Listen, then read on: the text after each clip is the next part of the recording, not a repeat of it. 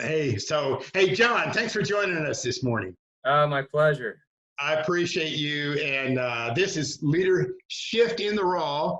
And we're two guys, one young guy and one old guy, who are obsessed with faith, family, and making an impact. So, John, if you would, tell us what you do for a living. Actually, I guess it's more of a mission than a living because you ain't getting rich fast. Uh, You know what? You're changing the world. hmm. Well, starting in 2016, my family and I, we moved from Wisconsin, United States, to Tanzania, East Africa, in order to engage two people groups that at that moment didn't have a written form to their language. It was a vigorously spoken language, but no one had taken the chance, the time to put the language in writing and to begin doing literacy work and that sort of thing. So I'm a Hey, linguist. John, let me Yeah. ask you, how many languages in Tanzania? There's about 120 plus languages in Tanzania. And then if you can, correct me if I'm wrong, if you combine dialects, it's 120 times 6 or 8. Certainly there's a spectrum to a lot of the languages, meaning some people sound like New York English and some people sound like Texas English, and that's still one language. Yeah, Okay, right. yeah, But it's like I used to live in Chicago. When I moved to Missouri, everybody said, "You're not from here." yeah, right. And I almost had to translate their Ozarkian into King's English. And sometimes we met in the middle and sometimes we just didn't communicate. Yeah, there's a lot of that happens, certainly. So I'm a linguist and a translator. We're engaged in literacy work, what's called orthography work, or putting the language into writing and giving it a sound, easy to read alphabet, and then with the end goal of translating the Bible into these languages. So, and then, I'd like to ask you some challenges or disconnects. We were just talking earlier about, how do you translate white as snow? And then how do you translate a man who's honest has clean hands? And then you're in a society where clean hands means don't trust him. Tell us about some of those. I find them fascinating, John, just fascinating. Yeah, the world of East Africa is not a Western world, it's an Eastern world. And so at the very core of that sort of mindset is balance more than autonomy. Balance in terms of everybody should be sharing the wealth instead of individuals creating their own wealth. Quite different than capitalism. Yeah. Okay. Capitalism, as it's played out in an everyday life, looks to your average Tanzanian as incredibly selfish. Okay. All right. Wow. So I deal with that. I deal with that every day. People say, well, you have so much money and I don't have much money. You got to give me some. And it's almost an obligation on me in that culture right. to give it to them. And so when I respond from my cultural perspective and say, no, I don't see you working to earn it, so I'm not going to give it to you, they look at me like, well, you're the worst person in the world. You have no heart in your chest. Oh, wow. Okay. And there's sort of the disconnect there. That's almost every day for you, I suppose. Yeah, pretty much every day. Wow. So, and I've watched you along this journey. It's really quite interesting to me, but somewhere in there, somehow God or something lit a fire inside of you because you're a family man with a wife and 4 small children. How could you do this, John? I mean, I was enjoying watching you play soccer. And of course, I know your mom and dad. Your dad's my brother, and your mother's my sister-in-law, and I know that they, let's say, they occasionally have some angst. about you being 18,000 miles away. Maybe for good reason. Yeah. So what lit the fire? Yeah. You know, I'm kind of a wanderer, kind of a searcher by nature, person who's just sort of a truth seeker. And as I got older, as I got into my later 20s, I started noticing some holes in Christianity as it was presented to me, maybe through our cultural lens or these sorts of things. And then I started to kind of search for different perspectives and found different forms of Christianity that maybe filled some of those gaps that hadn't been filled for me before. And it gave me just a little broader perspective. Right. And I found that each of these traditions that I had, the first one that I came from, and then the others that I found new perspectives in, they were all rooted in the scriptures, but just different scriptures, different parts of the Bible. Right. Oh, I have to interrupt you, give you a little aside. You introduced me to Hawaiian Pigeon. And John, according to my peers, that was a big mistake because I'll tell you what I do for my convenience, as many Christians do, because I have a belief system, then I find scriptures that support it. I think that's the opposite way. But I combine the message and Hawaiian Pigeon, and then I come up with a version that I call America's Grumpiest Grandpa. So I might be one of those guys that has a few holes in his Christianity. So yeah. Well, I think if we say we don't have any holes in our Christianity, then we've got some problems with humility. Right. Yeah, and honesty. Go ahead, please, John. Yeah. So as that journey progressed, I just found that, wow, I don't know much of the Bible. And the parts that I'm learning that I hadn't studied much are incredibly enlightening and fascinating. And I don't even understand them in my own language sometimes. And so I wanted to dig into the original languages a bit to really figure out what Jesus is trying to say or what Moses is trying to say. Right. And as I started digging in more, I started appreciating these resources that we have in English that are commentaries on the Bible and, word for word Greek translations of the Bible that help us understand our own English translations. And then at some point I came across a statistic that, a third of the world's languages have no written form, let alone the Bible in their language. Wow. And it's just sort of hit me across the head at some point with facts that I wasn't ready to accept. And it really sort of stirred around in me for a long time before I could figure out what to do with all those flat facts. And then eventually we came to, okay, well, this doesn't seem fair. This doesn't seem right. And it seems that the Bible, and at least written language, should be given to people so that they can improve their health standing, so they can read health information, so they can understand what their government is trying to say to them, so they can obey laws. Well, that's interesting because as I followed your journey, and when did it start, John? Tell me. My upper 20s, I would say, 28, 29-ish.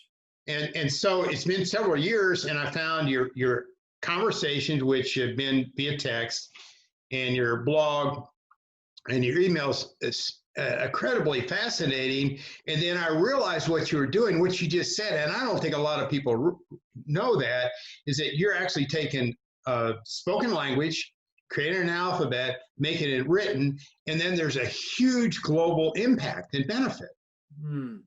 Yeah, I mean, isn't that amazing? I just read online where somebody had a campaign and it was regarding health, and they made these fabulous posters, and they did it in Africa, but it was designed to reach women. 70% of the women were illiterate. Yeah. And was that a story you sent to me? It wasn't one that I sent to you, but it was probably the Yoruba language. I saw something similar in Nigeria. Yes. Yeah. And what they did is that they then created a song to tell the story behind. So, okay, you read the same story, and I realized that's what my nephew, John Weiss, is doing. That is so cool. Yeah, it's incredible when we think about the history of humans, or at least the recent history of our own people. When the Bible was first translated into English, the church responded with, "Well, that's a vulgar language. Why should anyone? Why should we translate the Holy Scriptures into this vulgar English language?" I didn't know. Wow. I Yeah, didn't know that. and so times have changed, and all of a sudden, English has status in the world. Well, when my friends, the Bende people, take over the world, you're going to hope they're literate. Yeah, right. Yes. And but I just find it fascinating because I think a lot of people, I want my audience to be people of faith and people of not faith. And a lot of my audience thinks, okay, Wycliffe, they're Bible translators, they're stuck in their little Christian world. But the benefit is global. Yeah. Taking a spoken language, put it in writing, and then tell us about all the cross checks you do. You when you write a sentence or a chapter, you have to travel to what, 8 or 9 villages? Yeah, it's probably more complicated than your audience would care to listen to, but But I'm in a interested, nutshell, John. yeah, in a nutshell, there's 26 checks that each verse of the Bible needs to go through, and Holy, involved in just one of those checks is taking it out to community villages and doing public readings. And so that involves organizing community leaders, having them sit with you, doing community readings, and then asking them basically Bible study type questions to see if they understand in the way that it's supposed to be understood what has just been read to them, or if you need to go back to the drawing board and use some different grammatical structures or different vocabulary to communicate the ideas. what people look at is something a simple process. I didn't know there were 26 steps Yeah, for each verse. yeah. Ah, yeah. Okay. Wow. You have to be dedicated, John. Well, it takes years. Yeah, it takes years. The so hey, let's. How's it work with your family? Obviously, Stephanie, your wife, is homeschooling your children. But what are some of the family dynamics, that what I call the wows and the pows, the upside and the downside? Because I think there are some great upsides, but also I think you made some huge family, personal sacrifices, you, your wife, and your children. Yeah, I mean, living in Wisconsin, we lived your average American life. Probably the children were in gymnastics and soccer, and Stephanie was involved in women's Bible studies and women's groups that she enjoyed going to, and I was involved in activities, and then making a move to Tanzania. Programs of that sort are basically non-existent, Right. and then you step out of a majority context, me being in the majority, to me being one of the only white people in the whole surrounding area. And if people who've never lived in a minority context, being a minority, that comes with serious baggage. I was amazed at how difficult it is to be the wrong color, or the different color. I shouldn't say the wrong color, different color. Yeah, that's and there's probably a great lesson in there for people of the majority color and language in the U.S. of A. to address. Where we could maybe, so yeah. I bet someone like you would come back being much more empathetic towards people of different colors. I would hope so. If nothing else, being appreciative for the extent to which our nation is open to, and the history of trying to make progress in that area. Right. I appreciate that more than I did before I left. Yeah. No, that's excellent. And I wanted to share a travel video, because when your parents visit you, or you come home, it is no small thing, because recently you took a very quick trip. So tell us about traveling as a family, John. That has to be so much fun. Yeah, so we we just left Tanzania about 10 days ago, and we flew from Dar es Salaam to Dubai, United Arab Emirates, and it's a beautiful place there in United Arab Emirates, but the layover is 10 and a half hours, and it was from 10 p.m. to 8:30 a.m. the layover. And I've Wow. got a couple of my children were pictured there sleeping in airport chairs because they were tired. Well, I just want our audience to see this again, and that definitely looks comfortable. Oh man! And then of course you and your wife have to manage all this and try to keep everybody sane and maybe not necessarily happy, but not fighting. Yeah. And I mean, after that 10 and a half hour layover that you're just sort of fitfully sleeping, you get into a plane for 15 hours Wow. to Chicago. So planes aren't the most exciting sleeping compartments either. So No, they're not. And then and you're being way too modest about what you and Stephanie, your family, do. When was your first meeting this morning, John? At uh, what? well, because of the time difference and because of the schedule of the Tanzanian workers over there, I woke up at 2 o'clock, and from 2:30 to 4:30, I was working with Kasanda, who's a Bende pastor and a Bende translator. And we worked on the 13th chapter of the Gospel of Luke this morning to do a linguistic check, which is step number 24 of 26. Oh, just step number 24. John, I never knew this. I mean, I'm trying to ponder this. And I do a lot of things on the internet, and I template things, and wow, when it ends up being 4 or 5 steps on step 5, I'm exhausted. But wow, it almost sounds like rigorous soccer coaching or something. Okay, guys, we ran wind sprints, but we ran some 120s, but I think we're going to do about 10 more after we run 6 miles. Remember those days? Very well. Good. Hey, so what are but go ahead. I'm just interested in the challenges and the joys, and then in all of this, you're a true leader. Now, you may not call yourself a leader, and the title of our program is Leaders Shift, meaning leaders need to be fluid, flexible. Today, even more than ever. How do you in your position, and how does Stephanie, how do you lead your family? How do you lead your family? Very carefully. Yeah, because grandma and grandpa are watching. Yeah. One of the most fascinating things I've found about the scriptures is how they're continually challenging my paradigms, and finding ways to lead by following and lead by serving.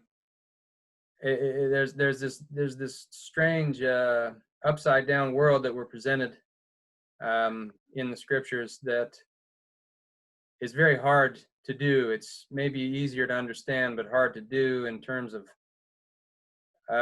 taking care of my children. In order to show them good leadership, I have to serve them. And in order to lead my family, I have to demonstrate care and patience and a listening ear for my wife when she has differing perspectives. And as any normal human being, that challenges me at every level of my life, every day. Well, John, according to your parameters right there, I had to tell you, I failed. I mean, servant leadership, and you are very kind in your use. You're so very politically correct where you and your wife have differing ideas. See, my wife and I never had different ideas. We just argued.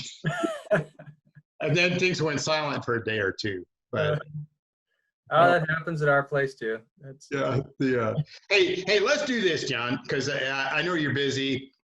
If you don't, and I know my listeners do want to know more, but I'd like to at least end in the normal way, and then at another time we can regroup, because I want to find out some of the my next question for you, next interview, is how do you mix technology, both low and non-technology, to get done what you need to get done. Mm-hmm. But John, this has been fascinating, and I want to let you know that here they are, and aren't they beautiful? Well, John, are they beautiful? I mean, yeah, well, you're asking me. Oh, and by the way, John, I'm biased, I guess. So you won't do this, but I will do this. In the show notes below, you can link to John. And if you want to support John by prayers or by giving, in the link below, you're going to find it. And John, I'm not trying to embarrass you, but hey, why not? This is a great time to say that. So, and I'll close in the usual way. And this is for you, John, and for our audience. May the Lord bless you and protect you. May the Lord smile on you and be gracious to you. May the Lord show you his favor. And John and audience, until we meet again, may God's peace be with you. Amen. John, I appreciate you, man. We'll talk soon, okay? All right. Thank you. Thank you. Bye. Yeah.